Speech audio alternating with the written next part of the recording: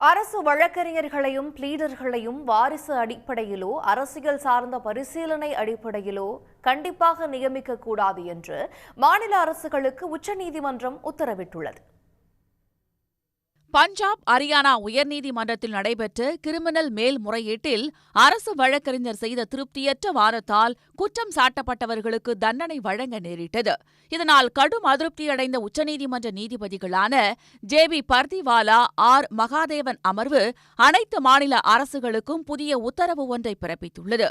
அதன்படி மாநிலங்களில் உள்ள உயர்நீதிமன்றங்களுக்கு அரசு வழக்கறிஞர்கள், பிளீடர்களை கண்டிப்பாக தகுதியின் அடிப்படையில்தான் நியமனம் செய்ய வேண்டும் என்று அரசுகளுக்கு உத்தரவிட்டுள்ளது. அரசியல் பரிந்துரைகள் மூலமாகவோ வாரிசு அடிப்படையிலோ அரசு வழக்கறிஞர்கள், பிளீடர்களை நியமிக்கக்கூடாது என்றும், பாரபட்சம், வாரிசு அடிப்படை ஆகிய இரண்டு காரணிகள் கண்டிப்பாக இருக்கக்கூடாது என்றும் திட்டவட்டமாக நீதிபதிகள் தெரிவித்தனர். ஒரு நபர் சட்டத்தில் எவ்வளவு திறமையானவர், அவரது பின்னணி, நேர்மை போன்றவற்றை கண்டறிய மாநில அரசு கடமைப்பட்டுள்ளது என்றும் உச்சநீதிமன்றம் கூறியுள்ளது. உடனுக்குடன் செய்திகளை தெரிந்து கொள்ள சன் நியூஸ் பெல் ஐகானை கிளிக் பண்ணுங்க.